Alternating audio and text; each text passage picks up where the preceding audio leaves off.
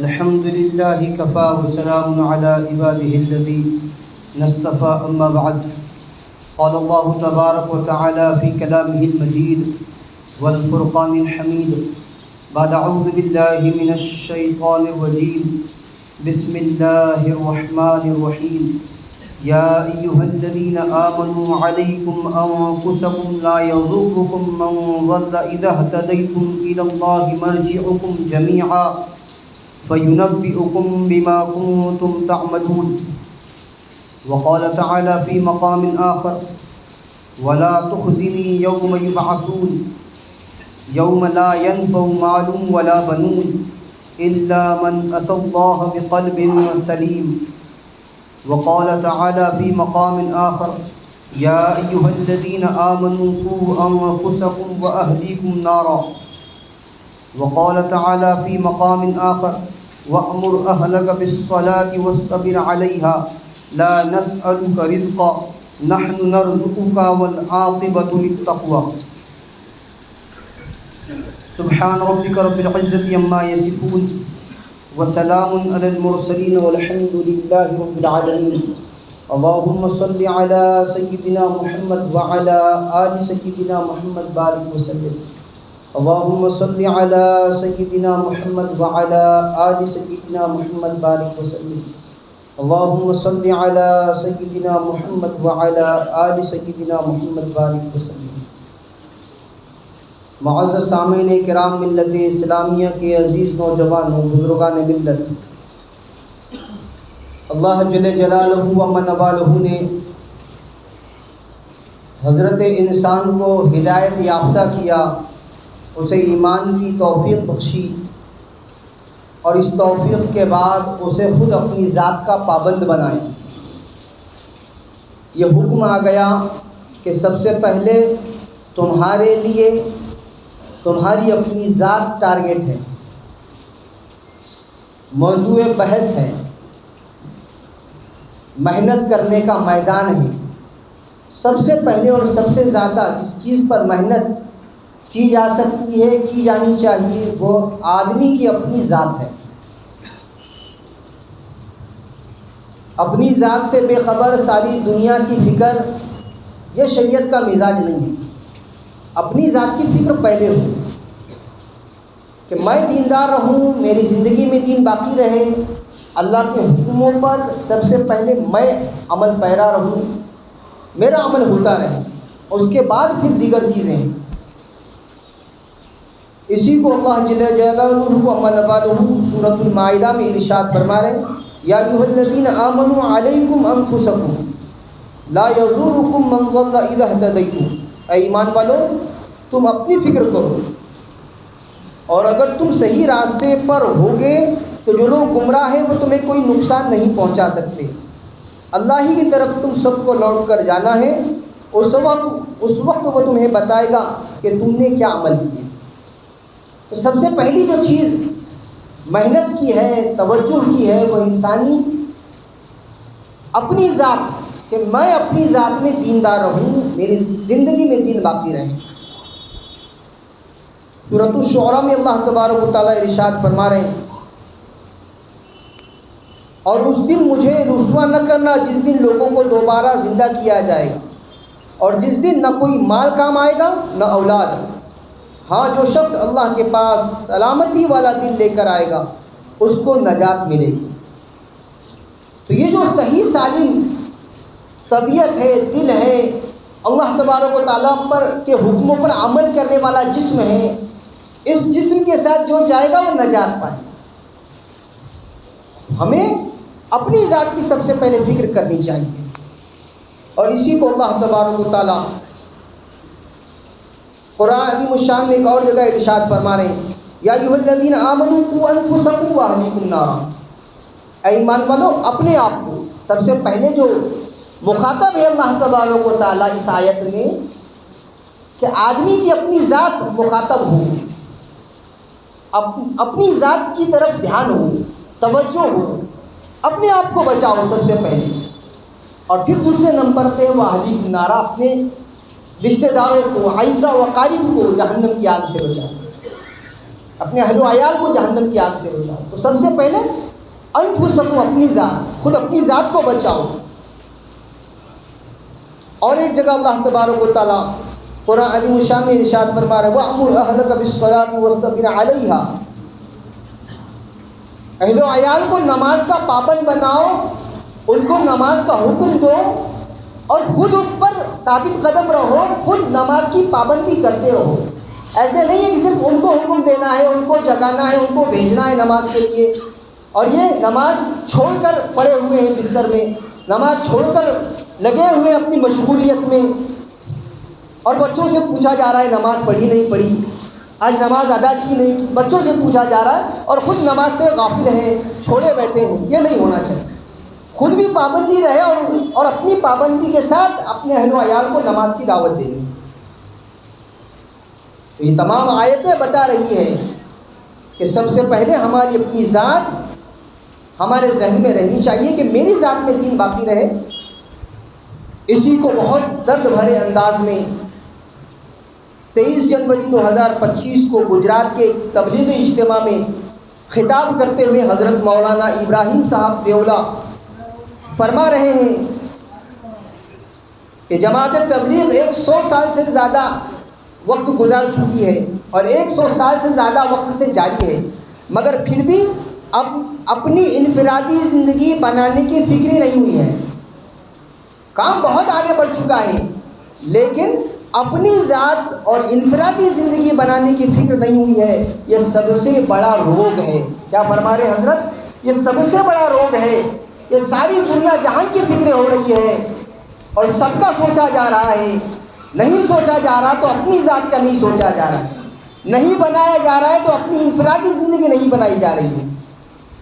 پھر اس کو مثال دے کر سمجھا رہے ہیں حضرت مولانا ابراہیم صاحب دیولہ.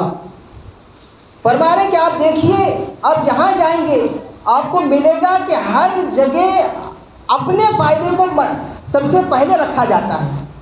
کمپنی جب کسی چیز کا پروجیکٹ بناتی ہے، کوئی چیز بناتی ہے کوئی کمپنی، تو اس کا منشا سب سے پہلے یہ ہوتا ہے کہ ہم کو زیادہ سے زیادہ نفع ملے، ہم اس چیز کے ذریعے جس کو ہم مارکیٹ میں لا رہے ہیں ہم کما سکیں، کچھ نفع ہم کو مل سکے. کاروباری آدمی کاروبار میں لگتا ہے اور لگے رہتا ہے، صبح سے شام تک وہ کاروبار میں رہتا ہے. اس کا مقصد سب سے پہلے یہ ہوتا ہے کہ میری روٹی روزی کا انتظام ہو جائے، میری دنیا بن جائے، میں خوشحال زندگی گزار سکوں.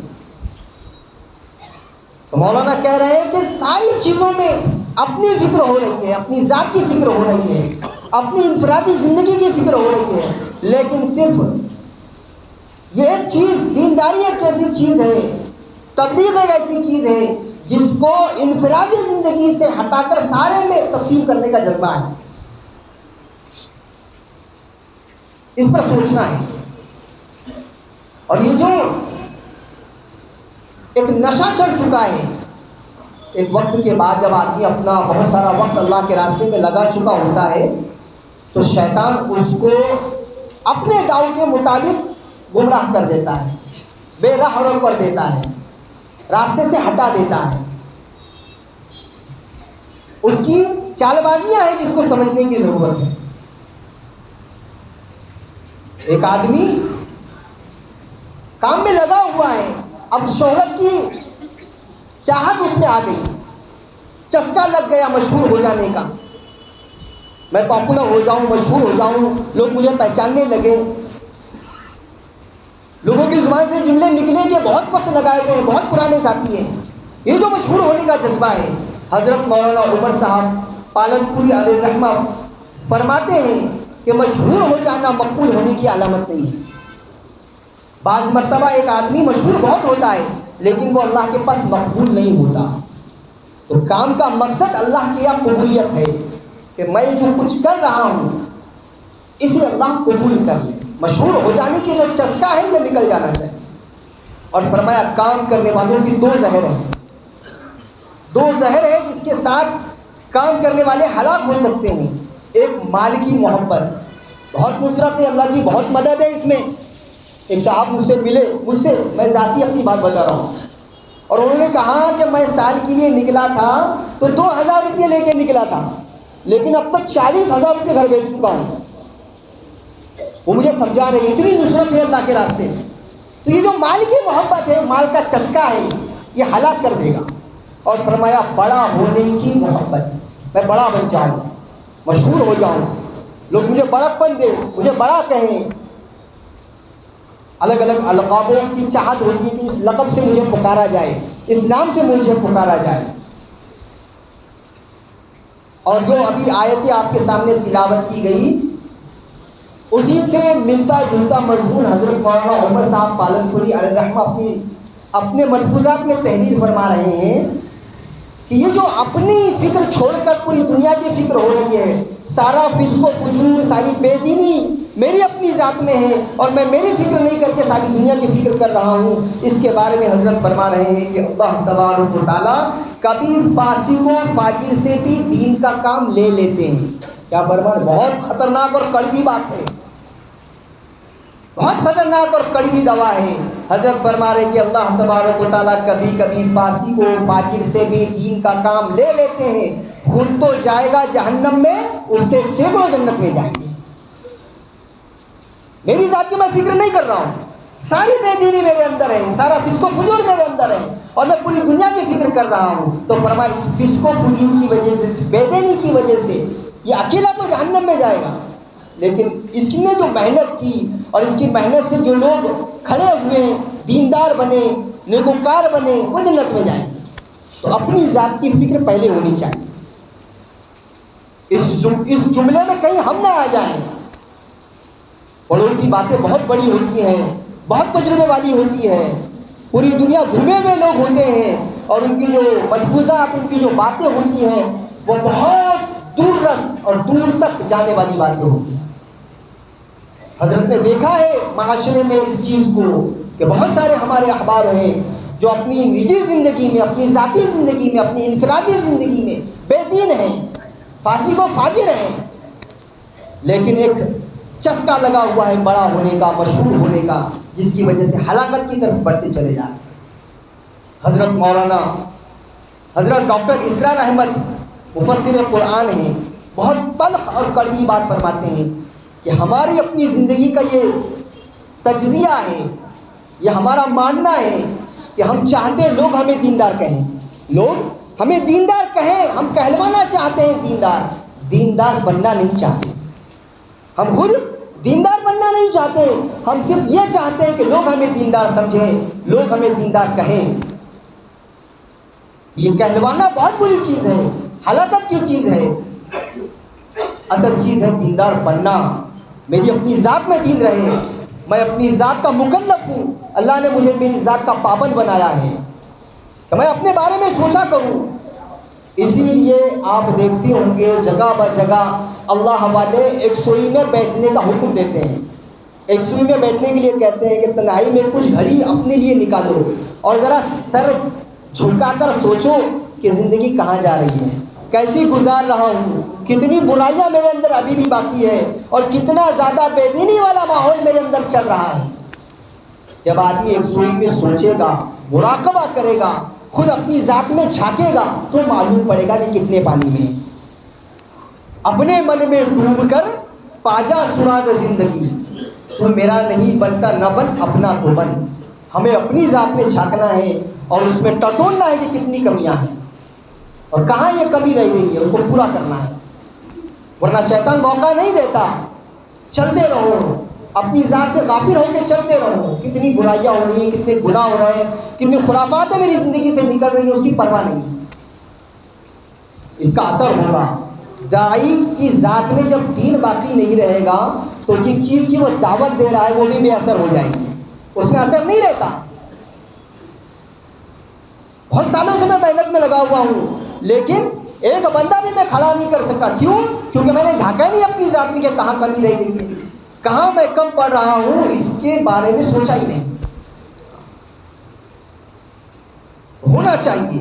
اور حضرت فرما رہے اپنے لیے کوئی نگراں مقرر کرو. حضرت مولانا عمر صاحب پالن پوری علیہ الرحمہ، اپنے لیے کوئی نگراں مقرر کرو، کوئی ہو جو روکے ٹوکے، جو بتائے کہ یہ گناہ ہے، یہ معصیت ہے، یہ خراب ہے، یہ بری بات ہے، یہ جس راستے پر تم چل رہے ہو یہ شریعت والا راستہ نہیں ہے.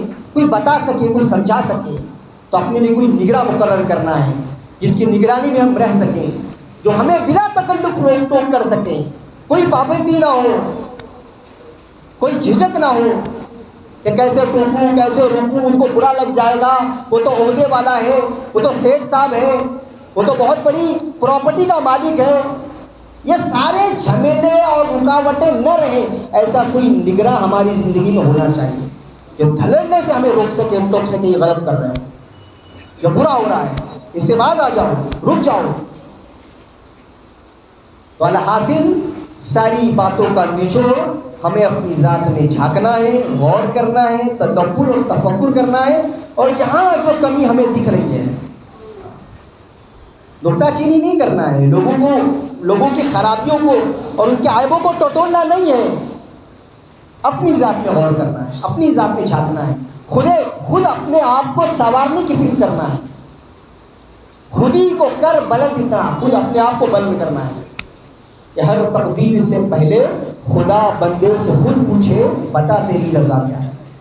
تو اپنے اندر جب ہم جھانکیں گے، اپنی خودی کو بنائیں گے، اپنے اندر کو سنواریں گے، تو انشاءاللہ اس کے اثرات پورے عالم پر مرتب ہوں گے۔ اللہ تبارک و تعالیٰ مجھے آپ کو ساری امت اسلامیہ کو ہمیں اپنی ذات کی فکر کرنے اور اپنی شخصیت کو، اپنی ذات کو بنانے کی اللہ توفیق عطا فرمائے۔ وآخر دعوانا ان الحمد للہ رب العالمین والصلاة والسلام علی سید الانبیاء والمرسلین صلی اللہ تعالی علیہ وسلم۔